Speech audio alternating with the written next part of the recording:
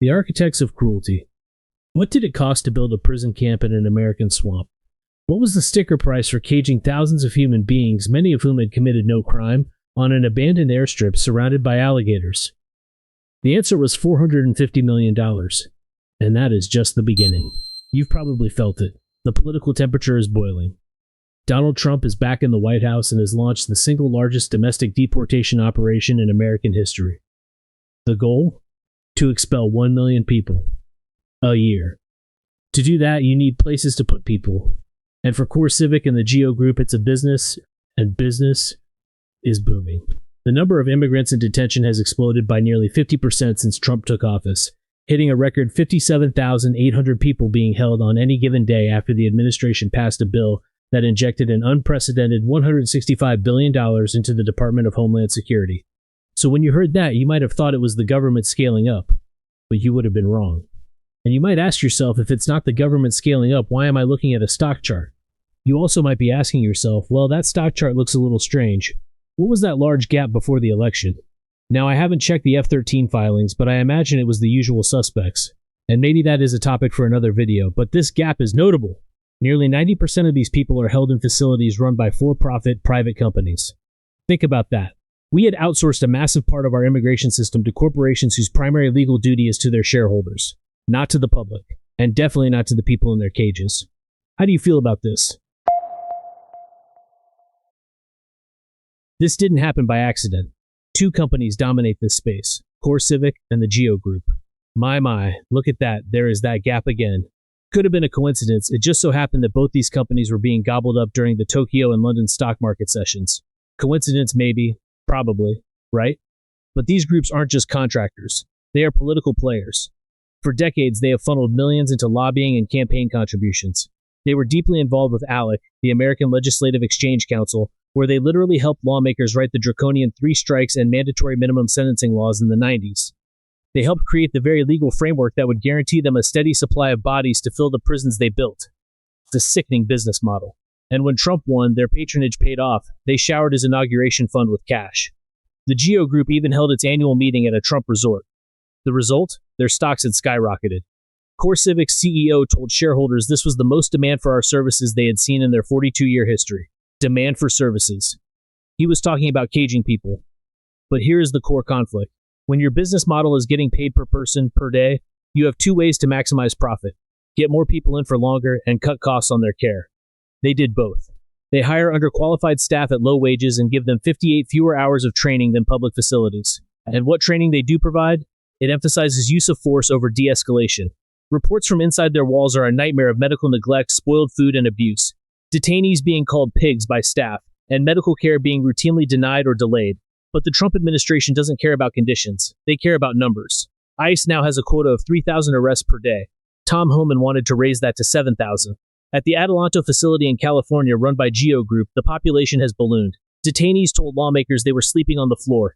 At CoreCivic Stewart Detention Center in Georgia, they have crammed in almost 500 more people than the facility was designed to handle. This is not a bug in the system, it is the feature. The cruelty is the point because the cruelty is profitable. And with the guardrails gone after the Trump administration had shut down 2 key DHS watchdog offices that investigated complaints, it has created the perfect storm. A storm that led them to an abandoned airstrip in the Florida Everglades, a place they call Alligator Alcatraz. And this brought us to what might have been the most grotesque symbol of this entire for-profit deportation machine. Let's see what Forbes had to say about it. Is Alligator Alcatraz vile or professional? What critics and backers say about detainment facility. A Florida-run detention facility built in just over a week on a remote airstrip in the Everglades and designed to hold thousands of immigrants has been described as vile and inhumane by critics, but could be a template for similar facilities in other states. You heard that right. Let that sink in. This was the endgame of privatized cruelty. A pop-up prison camp in the middle of nowhere, and Trump himself praised it as so professional, so well done. A template. Remember that word. They weren't just experimenting here. They were creating a model they have started to replicate across the country. Forbes also said the $450 million site was built on a 39-square-mile abandoned airport facility with a 10,500-foot runway in just 8 days. Let's talk about that price tag.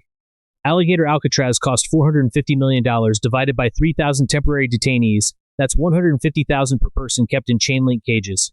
By comparison, the annual cost to incarcerate a high-security inmate typically ranges from $30,000 to $165,000. Is there something off about these numbers? You tell me. And who built it? Surprise, surprise, contractors whose executives had donated nearly $2 million to PACs supporting DeSantis and the Republican Party of Florida. This isn't policy, it's grift. It was a direct transfer of our tax dollars into the pockets of political allies in exchange for human misery. DHS Assistant Secretary Tricia McLaughlin told the Miami Herald many detainees described as non-criminals were terrorists, human rights abusers, gangsters, and more. She said, every single one of these individuals committed a crime when they came into this country illegally, and that 80% of ICE arrests involve individuals with criminal convictions or pending charges. Ah, the classic justification. They are all criminals. They are all terrorists. It is the same dehumanizing rhetoric used to justify atrocities throughout history, but the Miami Herald got a list of detainees. More than 250 had no criminal records whatsoever. They were asylum seekers, people fleeing for their lives. What were the conditions like inside? One detainee called the cells zoo cages. They said the toilets overflowed with human waste, they had no way to bathe, and they found worms in their food. These private contractors are making money out of human cruelty. This is disgusting, and the GOP is going to pay the price in the midterms. Unfortunately, this is the new system working as intended. A system designed not for justice, not for order, but for profit. They are cashing in on cruelty. They are building an infrastructure of inhumanity, sponsored by our tax dollars and championed by, ironically, the criminal-in-chief himself, Trump. Alligator Alcatraz isn't an anomaly. It's the blueprint. It is a preview of what is to come. They didn't just build a detention camp in a swamp. They built a new benchmark for American cruelty. Massive profits for CoreCivic and Geo Group, and paid for by us. And now, as you all probably know, it's being shut down. A federal judge has ordered the Immigration Detention Center in the Florida Everglades to be shut down within 60 days, with all detainees to be removed. The facility is already emptying, with the process expected to be completed within days. And the American people? We're left holding the bill for a $450 million swamp prison that was shut down almost as fast as it was built. If you haven't already, and you enjoy the channel, like, subscribe, and comment. It would really help the channel grow, and it goes a long way to supporting our work. Because this story isn't going away. As long as there's profit in human suffering, there will be people willing to cash in on it.